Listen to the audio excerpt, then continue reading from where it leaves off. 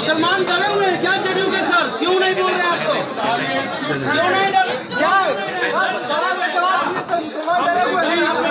वक्फ संशोधन विधेयक संसद के दोनों सदनों से पारित हो गया। राष्ट्रपति की मंजूरी के बाद वो कानून बन जाएगा, लेकिन नीतीश कुमार की पार्टी जनता दल यूनाइटेड में भगदड़ मची हुई है। जनता दल यूनाइटेड के अल्पसंख्यक नेता हैं, वो इस्तीफा देकर नीतीश कुमार की पार्टी जेडीयू छोड़ रहे हैं। अब जेडीयू ने आनन फानन में प्रेस कॉन्फ्रेंस किया और प्रेस कॉन्फ्रेंस में बड़ी बात यह है कि पत्रकारों के सवाल के जवाब दिए बगैर जेडीयू के जो मुसलमान नेता हैं प्रेस कॉन्फ्रेंस छोड़कर चले गए। क्या कुछ नीतीश कुमार को लेकर कह रहे हैं जेडीयू के मुसलमान नेता और प्रेस कॉन्फ्रेंस छोड़कर जा रहे हैं, वो तमाम तस्वीरें आपको पहले दिखाते हैं। मुसलमान डरे हुए हैं क्या जेडीयू के सर? क्यों नहीं बोल रहे आप? तो क्यों नहीं प्रदेश अध्यक्ष ने इस्तीफा दे दिया। वही पत्रकार साथियों ने हमको फोन करके कहा था। मैंने कल भी यहाँ यस न्यूज पर एक अपने सिवान में मैंने बाइट दिया है और माननीय मुख्यमंत्री श्री नीतीश कुमार जी ने जो बिहार को अल्पसंख्यक समाज के लिए जन्नत बना दिया है, उनके सारे बुनियादी मसलों को हल किया है, उनके खाने पीने में कोई परेशानी नहीं है, इंसाफ के साथ अमन और तरक्की के साथ उनको भी बराबरी का हक दे रहे हैं, तहफ्फुज़ का पैगाम दे रहे हैं और इसी को आगे हम लोग बढ़ा रहे हैं। और माननीय मुख्यमंत्री जी ने हमेशा न्याय के साथ विकास किया, किसी के साथ भेदभाव नहीं किया। और जो हमारे विरोधी दल हैं, कुछ छोटे लेवल के जो पहले कुछ हमारे कार्यकर्ता रहे होंगे, अभी कोई भी ऐसा हमारी स्टेट बॉडी 52 संगठित जिला है और तकरीबन 225 के आसपास हमारे प्रदेश उपाध्यक्ष, प्रदेश महासचिव और प्रदेश सचिव और विशेष आमंत्रित हमारे सदस्य हैं, कार्यकारिणी के सदस्य हैं, किसी ने भी कोई इस्तीफा नहीं दिया। सब लोग माननीय मुख्यमंत्री श्री नीतीश कुमार जी के नेतृत्व में आस्था विश्वास व्यक्त कर रहे हैं और हम लोगों को उम्मीद है कि माननीय मुख्यमंत्री जी जो भी कार्य करते हैं इस समाज के हित के लिए किए हैं। उन्होंने बहुत सारा काम किया है, हमारे सारे बुनियादी मसलों को हल किया है। अब आगे की बात जो है हमारी जो प्रवक्ता है बंद अंजुम आरा जी करेंगे। आज बिहार प्रदेश जनता दल यूनाइटेड अल्पसंख्यक प्रकोष्ठ के द्वारा आयोजित प्रेस वार्ता में मौजूद तमाम जो अभी अशरफ भाई ने हमारे सभी सम्मानित और माननीय हमारे साथियों का नाम लिया, आप सभी का स्वागत। और प्रिंट और इलेक्ट्रॉनिक मीडिया के साथीगण, छायाकार बंधुगण, आज बहुत ही महत्वपूर्ण विषय पे और वो विषय अशरफ भाई ने आपको आपके समक्ष रखा। हम लोगों ने आप लोगों को आमंत्रित किया है। जब से सदन में वक्फ अमेंडमेंट बिल इंट्रोड्यूस हुआ, टेबल पर आया, बहस में हुआ, तब से हम लोग इस चीज को देख रहे हैं कि बहुत तरह की भ्रांतियां समाज में सुनने को मिल रही है। जैसे 2-3 दिन पहले से कि भगदड़ मच गई है, ये सारी चीजें स्पष्ट करेंगे अशरफ भाई क्योंकि उस प्रकोष्ठ से हैं। कुछ चीजें ऐसी हैं उस बिल की और जनता दल यूनाइटेड का स्टैंड इस बिल में समर्थन को लेकर के वो आपके सामने रखना चाहते हैं। हम लोग ज्वाइंट पार्लियामेंट कमेटी के ऑनरेबल मेंबर हमारे श्री दिलेश्वर कामत जी, जो अत्यंत पिछड़ा समाज, अत्यंत पिछड़ा वर्ग से आते हैं, वो हमारे माननीय मेंबर थे ज्वाइंट पार्लियामेंट्री कमेटी में। और जनता दल यूनाइटेड का जो कंसर्न हम लोगों ने आदरणीय दिलेश्वर कामत जी के माध्यम से जो पार्टी का कंसर्न था, जो हमने सुझाव दिया था, उस सुझाव को अक्षरशः पालन किया गया है।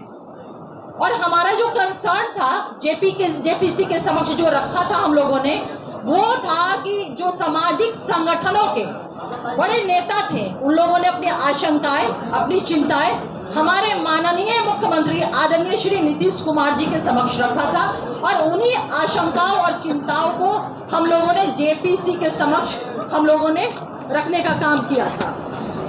जो हमारा सजेशन था, सजेशन भी कह सकते हैं और शर्त भी कह सकते हैं, अगर इसको दूसरे वे में कहें, हमारे सारे सजेशन को मान लिया गया था। 5 सुझाव हम लोगों ने दिया था जेपीसी के समक्ष और वो 5 सुझाव बिल में इनकॉर्पोरेट बिल में उसको लाया गया, तो हमारी पार्टी ने समर्थन दिया।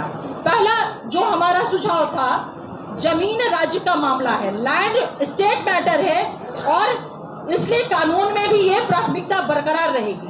अब सोचिए कि जिस राज्य का, जिस प्रांत का, जिस बिहार के माननीय मुख्यमंत्री श्री नीतीश कुमार जी मुख्यमंत्री हैं, वहां पर जमीन को लेकर के जिस तरह से बातें उड़ाई जा रही, कही जा रही, भ्रम पैदा किया जा रहा है, कहीं कोई इस तरह की बातें हो सकती है क्या?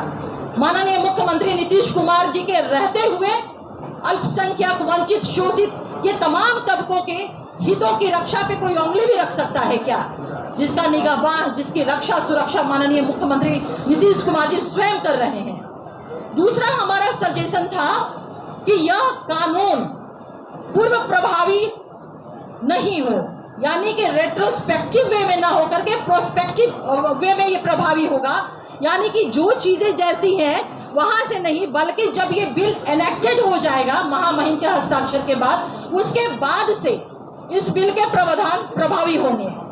तीसरा सुझाव हमारा जो था सजेशन, वह कि अगर वक्फ की कोई संपत्ति रजिस्टर अगर नहीं है, लेकिन उस पर अगर कोई धार्मिक भवन जैसे कि मस्जिद हो गया, दरगाह हो गया, ईदगाह है, कब्रिस्तान है, जिसे आप लोग सुनते होंगे कि लोग जो चिंताएं व्यक्त कर रहे हैं, भ्रम फैला रहे हैं कि सब जो है वो बर्बाद कर ली जाएगी, हमारा सब खत्म हो जाएगा। लेकिन इस बिल के माध्यम से जो हमने सुझाव दिया है, इनकॉर्पोरेट हुआ है, ये माननीय मुख्यमंत्री नीतीश कुमार जी की गारंटी के रूप में न सिर्फ बिहार में बल्कि पूरे देश के अकलियत समाज को ये मिला है कि उनके ये भवन जो है कहीं से भी इनके साथ छेड़छाड़ या किसी भी तरह का उसके साथ नहीं किया जाएगा। चौथा हमारा सजेशन रहा है, जो इनकॉर्पोरेट हुआ है, जिसको माना गया है, वक्फ संपत्ति से जुड़े विवादों के निराकरण के लिए जिलाधिकारी से ऊपर के अधिकारी को अधिकृत किया जाए। इसको भी शामिल कर लिया गया है इस बिल में, जो हमने सुझाव दिया था। पांचवा हमारा सुझाव और अंतिम सुझाव कि वक्फ बोर्ड की संपत्ति के डिजिटलाइजेशन के लिए, जिसको हम आम बोलचाल की भाषा में हम लोग कह रहे हैं कि पोर्टल पे रजिस्ट्रेशन की हम बात कर रहे हैं, तो उसके लिए 6 महीने का जो समय बिल में था, हम लोगों ने इस चीज को सुझाव दिया था कि इस समय सीमा को बढ़ाई जाए और हमारे इस सुझाव को मान लिया गया। ये हमारे 5 महत्वपूर्ण सुझाव थे जिसकी मैंने आपके समक्ष चर्चा की है। इनको जब बिल में इंट्रोड्यूस कर लिया गया, इनको बिल में इनकॉर्पोरेट किया गया, तब जाकर के हमारी पार्टी जनता दल यूनाइटेड ने बिल का समर्थन किया है। दूसरी बात मैं कहना चाहती हूँ आप लोगों से कि हैरानी होती है विपक्ष की बातों को सुन करके, हैरानी होती है कि इस विषय पे विपक्ष जिस तरह से बातों को कह रहा है, यह राष्ट्रीय जनता दल कह रहे हैं कि हम सुप्रीम कोर्ट माननीय सर्वोच्च न्यायालय जाएंगे। अरे भाई, आप लोगों को मैं बता दूं कि यह राष्ट्रीय जनता दल जो कहीं ना कहीं पुनः जो इनका कैरेक्टर रहा है तुष्टीकरण की, वो पुनः चाहते हैं इस चीज को, क्योंकि राष्ट्रीय जनता दल ने जेपीसी के समक्ष अपने किसी तरह का सुझाव दिया ही नहीं बिल के मद्देनजर। ये सबसे बड़ी बात है। वक्फ संशोधन बिल आने के बहुत पहले माननीय मुख्यमंत्री श्री नीतीश कुमार जी ने वक्फ की चिंता की और बिहार में वक्फ विकास बोर्ड की स्थापना की। इसके तहत 110 करोड़ का वित्तीय आवंटन किया गया, जिससे अल्पसंख्यक छात्रावास, विवाह, मल्टीपर्पज बिल्डिंग आदि का निर्माण संभव हो पाया है। तो आप समझ सकते हैं कि माननीय मुख्यमंत्री नीतीश कुमार जी ने अल्पसंख्यकों के हितों की रक्षा, उनके अधिकारों की रक्षा, इन तमाम चीजों को बहुत ही ये उनका ट्रैक रिकॉर्ड भी रहा है। तो मैं आप लोगों के माध्यम से अपने आवाम की लोगों को यह बिल्कुल मजबूती के साथ और पूरी मैं जवाबदेही के साथ यह विश्वास दिलाती हूँ कि माननीय मुख्यमंत्री नीतीश कुमार जी के रहते हुए अकलियत के हितों से उनकी रक्षा, उनकी सुरक्षा, उनके अधिकारों के साथ कोई भी छेड़छाड़ नहीं कर सकता है।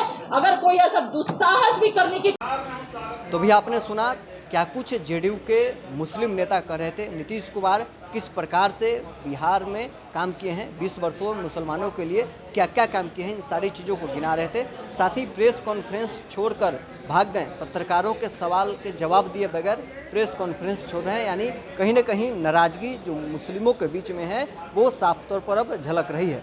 बहरहाल इस क्रम में इतना ही, आप बने रहे न्यूज़ 4 नेशन के साथ।